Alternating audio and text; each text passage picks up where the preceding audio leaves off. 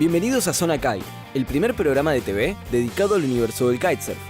En Kite en primera persona, entrevistamos en exclusiva a Rita Arnauz. En Kite Calendar, viajamos a la isla de Sal, en Cabo Verde, para vivir la primera fecha del GKA Kite World Tour. En Kite School, vamos a mostrarles unos tips de Tom Kurt para saber qué hacer si se pincha tu kite. En Viajando con el Viento, nos vamos a Tarifa, para recorrer la capital del viento española con Liam Whaley. Llegó la hora de entrar en la zona donde volar es posible. Esto es Zona Kite.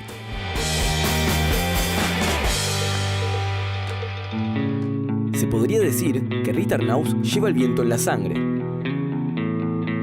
Mi nombre es Rita Arnauz, vengo de España, Barcelona, y tengo 23 años. Me dedico al kitesurf profesionalmente. Empecé hace 7 años porque, mis padres, los dos eran campeones de España de windsurf. Yo empecé primero con el windsurf y después, ya que mi padre fue de los primeros en hacer kite en España, pues también me he pasado toda la vida en la playa viendo a mis padres navegar y realmente encontré mi pasión con el kite a los 16 años que empecé. La rider española nació en el seno de una familia de deportistas. Padre y madre campeones de windsurf de España, y su padre fue pionero del kitesurf en ese país. Durante el Kitefest 2019 en Cuesta del Viento, tuvimos la oportunidad de compartir algunos días con Rita y conocerla un poco más de cerca en exclusiva para Zona Kite.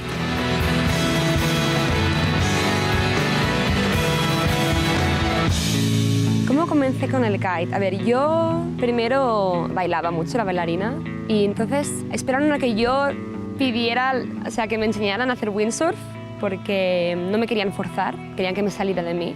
Y así fue, a los 10 años me empecé con el windsurf y con vela. A los 15 tuve una enfermedad muy fuerte que perdí toda mi fuerza y no podía hacer windsurf porque es más físico. Y entonces mi padre me enseñó a hacer kitesurf y entonces con el kite empecé a navegar y a saltar y era como bailar con el viento, ¿no? Ahí yo dejé la danza y ahora solo navegaba y saltar y la sensación que me da el kite que no me daba el windsurf es más libertad, es como una extensión de tu cuerpo. El windsurf es una vela y es una tabla y el kite te sale de ti, lo llevas aquí como otra parte de tu cuerpo y eso es lo que, fue empezar y no parar.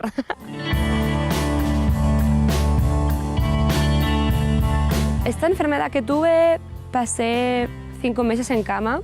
Los últimos meses fueron de una anemia muy fuerte que no podía con mi alma, no podía andar, tenía que hacerme análisis de sangre cada semana para controlar. Yo pensaba que nunca volvería a ser normal porque me quedé sin fuerza. Y el kite vino a mi vida como un reto, ¿no? Voy a aprender esto, voy a hacer esto y me dio mucha fuerza, ¿no? Como que superarme a mí misma. Y yo evolucioné, mi cuerpo evolucionó con mi evolución del kite, ¿no? Yo me iba haciendo más fuerte y iba aprendiendo más cosas con el kite, a saltar y backloops y frontloops. Y después estaba en el colegio a los 16, 17 y miraba el viento por la ventana, los árboles moviéndose y yo, ¡ay, quiero navegar!, ¿no? Y entonces a los 18 dije a mis papás que quería estudiar online. Así que agradezco a mis padres que me dieron la oportunidad de intentarlo, ¿no? Fue un año duro, yo trabajé mucho, lloré mucho, fue intenso, ¿no? Pero yo sabía lo que quería, el kite entró en mi corazón y se quedó ahí. No sé, lo sentía, ¿no? Me corría por las venas.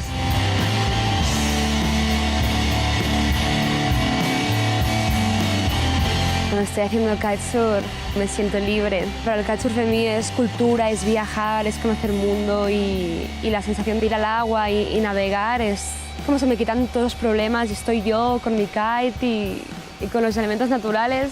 Para mí el viento es energía, es una sensación, porque cuando tú sientes el viento que sopla, es como a mí la sangre me empieza a correr rápido por las venas y es energía. Me hace soñar también porque me imagino con el kite y saltando y navegando y el viento es vida también, ¿no?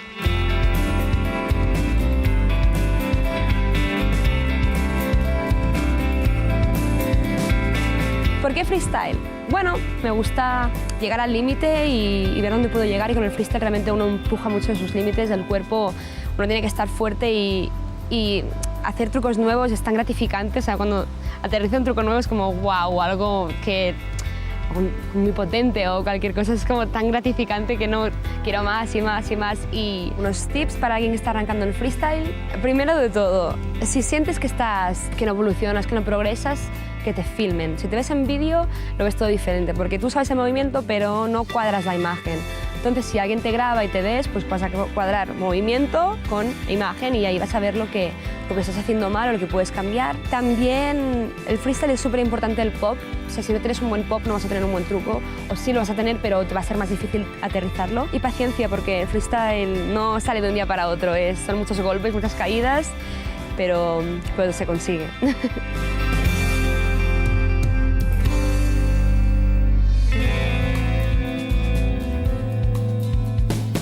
La vida de Returnado sigue viajando por el mundo. A mí me encanta viajar y conocer a gente que también comparte la misma pasión que yo, conocer otros spots, otros lugares. El mundo es tan grande y hay tanto por recorrer, ¿no? Y quiero divulgar mi historia, ¿no? Cómo empecé con el kite y cómo superé los miedos y cómo pues el kite me dio como fuerza para luchar por mis objetivos, ¿no? Y que bueno, pues que nada es imposible y me gusta pues hablarle a la gente sobre mi historia y bueno, convencerlos que si tienen algún sueño pues tienen que ir a por ello, porque soñar te tienes que creer y después luchar por eso, ¿no? Y eso es lo que voy a seguir haciendo. Yo con el kite siempre he querido pues eso, otro estilo de vida, ¿no? Y voy a seguir compitiendo, como no. Y desarrollando productos para navegación, para el kite, arneses, tablas y ayudando un poco a esta comunidad. Quiero estar aquí, ese es mi lugar, ¿no?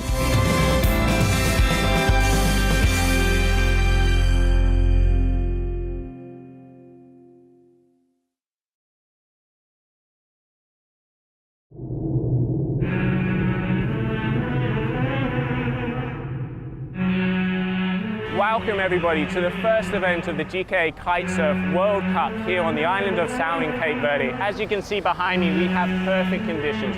This is the start we wanted to this year. We have 39 male riders and 13 women riders battling out from all countries over the world to crown themselves the champion of Cape Verde.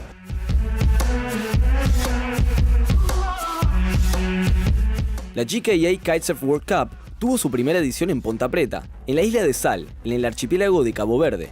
Desde el 25 de febrero al 3 de marzo, se vivió un evento a pura acción con condiciones perfectas, junto a los mejores riders de olas del mundo.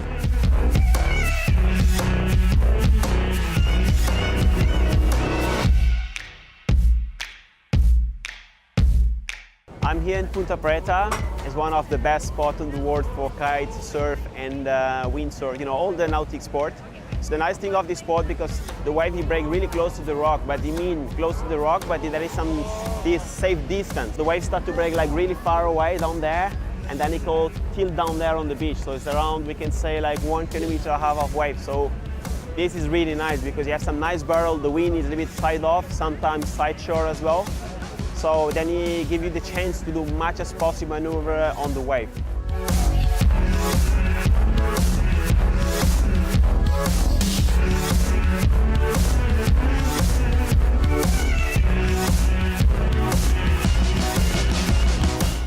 Highlights of the day, Paulino Pereira, 9.7. He got one of the best barrels we've seen so far on tour. Then also local riders, the talent here is amazing. Titi Lopez kicking guys out like Pedro Matos, going through all the way to round 3. And then of course, Mitu Monteiro showing why he is one of the hardest locals here at Punta Preta with just consistency turn after turn. It's been amazing to see. We've had such a good day 1. I can't wait to see day 2.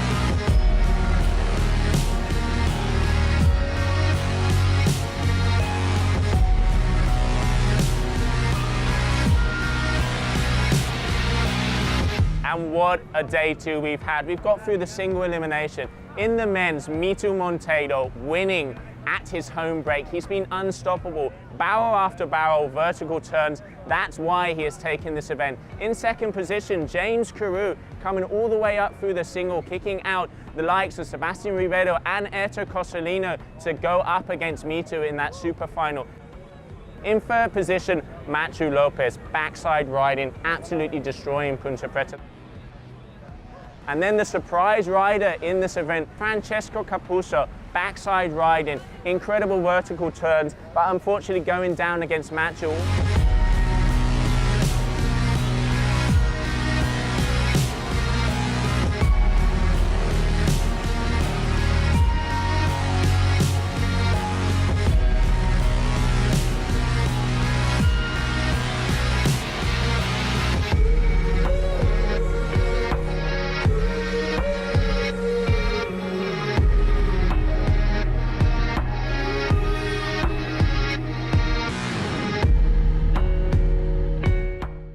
Then on the ladies, we've had the queen, Muna White, coming back from an injury. Has had a bulging disc for the last 3 events, coming back strong and taking the win. She went to take on the event, and then Joanna Caterina came in second. Charlotte Carpentier in third, really good result for her. And then in fourth position was Frances Kelly from Canada.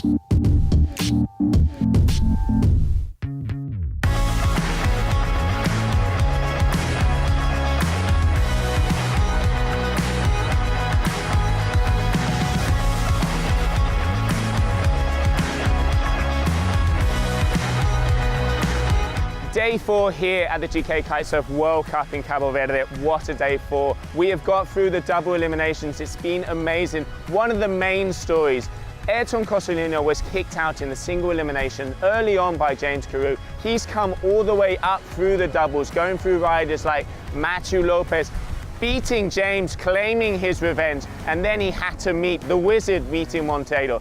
This is Mito's home break. It was one of the best finals we've seen, but Mito managing to put together a few barrels, a few better turns, and crowning himself with the keys of the castle of Punta Preta.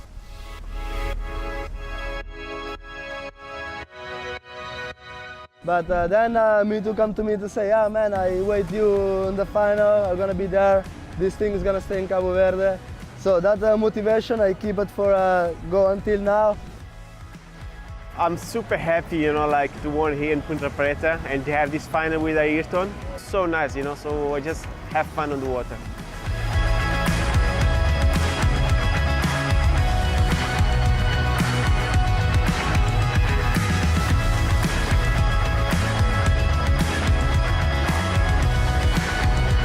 On the ladies' side, we have had some action-packed heats. Ines Correa, local girl here from Punta Preta, but originally coming from Portugal. You can really see the local knowledge, allowing herself to get those turns to get her those higher points. She made it all the way through, securing a second position and then going up against Muna White to see if she can force that super final. But the Hawaiian Muna White getting those extra maneuvers that has given her the first position here in Cape Verde and crowning herself champion in the GK Kitesurf World Cup in Cabo Verde. It feels amazing to take the win here for the second year in a row.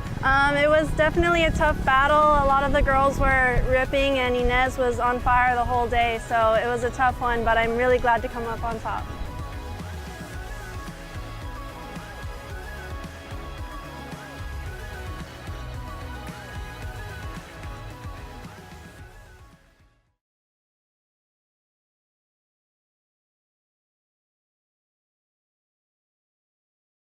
So one question I get asked a lot is how to change a bladder and repair a leading edge bladder as well as the strut bladders on your duotone kites. So I thought I'd use a little bit of time at home to show you guys how you go about repairing or changing a bladder on one of your duotone kites. Duotone Kiteboarding presenta las Team Talks, una serie de videos con tips explicados por sus riders. En esta ocasión, Tom Kurt nos va a mostrar cómo reparar tu kite si se pinchó. Right, so the first step is to diagnose which bladder actually has a leak. Because all duotone kites have one pump system, you need to ascertain whether it's one of the struts or whether it is the leading edge that has the puncture. Firstly, it's how to take your bladder out. This is the same whether it's the leading edge or whether it's one of your strut bladders, just with a few minor differences. So the second step is to access the bladder itself. This is done on every strut or leading edge. Once you've done this and you've got access to the bladder, you want to loop one of your lines from your bar around the end of that bladder so that when you pull it through your kite, there will be a line attached to it that will make it easy for you to reinsert the bladder at the end of this job. You then want to move on to detaching your one pump system tubes along the leading edge of your kite so that the bladder and the valves are free to be removed. You do this by popping open the plastic clips that hold your one pump tubes in place to the valve. You then go to your access zip on the inside of your leading edge and undo it, giving you access to pull your bladder out of your kite. Make sure that you pop all of the valves back in through their own holes inside the kite itself, allowing you to pull the bladder completely through the leading edge of the kite and not getting caught on anything inside. And then you go ahead and pull your leading edge bladder back through and out of the access zip that is in the center of your leading edge. As you can see, the string will come through with the tip of your bladder, allowing an easy job when you come to refit the bladder itself. You repeat this procedure on both sides of the kite, clearing all of the valves and making sure the bladder comes out smoothly with strings attached on each tip. So once you've done that, a good tip is to totally remove your one pump extension tubes and then reattach them again once the bladder is outside of your kite so that it shuts the valves themselves off, allowing you to inflate the bladder in order to find the hole or damage that you need to repair. The best way to do this, I find, if you don't have a swimming pool, is to get a large bucket of water big enough for you to bend the bladder into so that you can hold it underwater and check for any bubbles coming out. This will make it easy for you to spot any damage or punctures in the bladder itself. Once you've found the hole and damaged areas, you want to get your puncture repair kit that comes in the front of every duotone kiteboarding bag. Use the sandpaper provided in the puncture repair kit to rough up the rubber on the leading edge before you put the sticker on, and then attach the patch themselves and allow it some time to stick over the repair. It's always good practice to assume that there's more than one hole, so make sure you go back and test the repair once you've done it to make sure that there are no extra leaks. Now we're back to reinserting the bladder into the kite. You want to make sure that the bladder is as dry as you can get it, and a good tip is to use talcum powder to put it back into your kite. It will make the bladder a lot easier to slide into the kite and reduce the risk of getting a bladder twist. Lay the kite out on the floor flat and lay the bladder on top of it. And then you want to fold the bladder up on top of itself so that when you pull it back through, it's not going to be creating any twists in the material. Once you're happy with the layout of your bladder and everything's good to go to pull it back through, reattach the strings and then simply pull the bladder back through the kite, making sure that the valves don't get stuck anywhere on the inside of the kite. Jiggle them around, find the valves inside the kite, reinsert them back through the holes in the leading edge of the kite itself, and then pull them through the kite so that they are set in place. Reattach your one pump tubes, clip the plastic clips back in place that hold the one pump tube to the kite or to the strut. Make sure the plastic clips are in place, and then you're ready to reinflate your kite to make sure that the bladder is not twisted and that it's reinserted correctly. Make sure you don't pump it too hard because if you've got a twist, it'll put an unnecessary force on the bladder and could cause another puncture. This is an example of a classic twist and what a twist looks like if you have reinserted your bladder wrong. If you see this, do not attempt to inflate your kite hard, and you will have to go all the way back and take that end of the bladder out again and go through the reinserting process a second time. Once you're satisfied that the bladder is inserted correctly, then you can go ahead and reclose the tips of the kite, wrapping the bladder up in the material and poking the Velcro strip back up inside the tip of the leading edge bladder.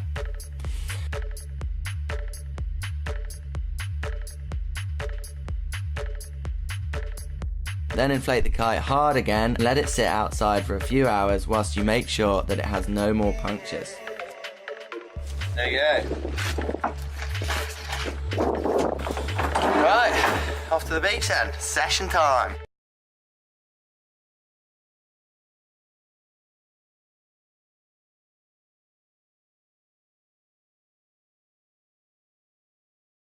What's up guys, hope you're all doing well. Yeah, so it's Liam Wadey here, tuning in straight from Tarifa, and I'm going to be starting this little series of episodes. Super basic stuff, just going to be editing it myself, but I figured I got a lot of spare time on my hands. Yeah, we've got some great wind forecasted, so hopefully I can show you a pretty complete day of what I do.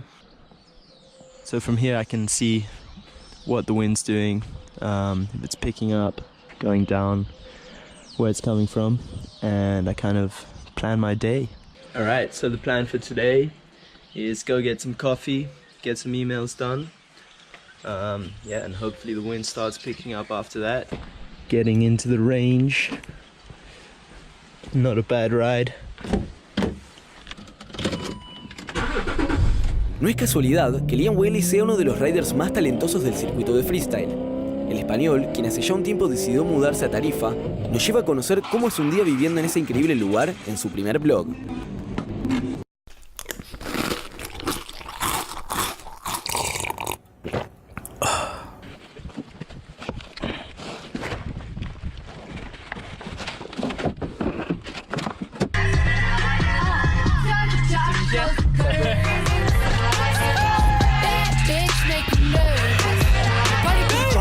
Chambean pero no jalan. Tú compras todas las Jolambo, a mí me las regalan. I spend in the club, what you have in the bank. This is the new religion bank, el Latino gang.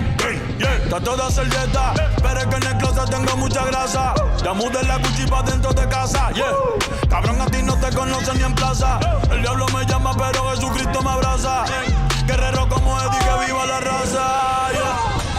Me gustan boricuas, me gustan cubanas.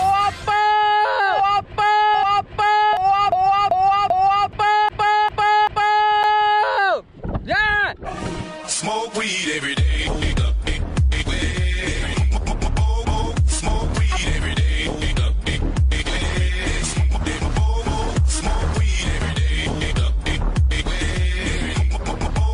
Smoke weed every day. Alright, so I'm on my way to the gym.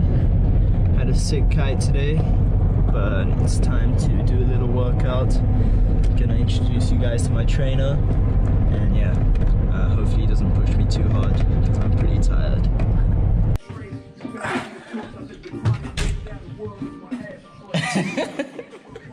You ready to train?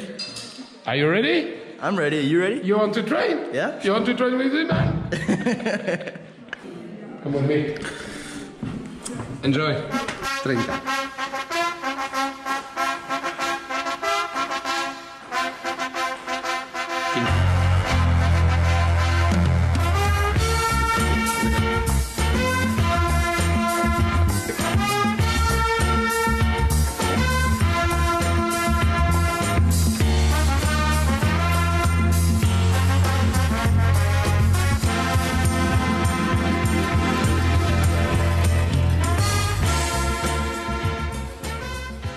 Alright guys, that is the end of my first ever episode, so I hope you enjoyed it. Leave a comment in the comment section below on what I can improve on, And yeah, subscribe to my YouTube channel because there's a lot more content coming soon. Bams!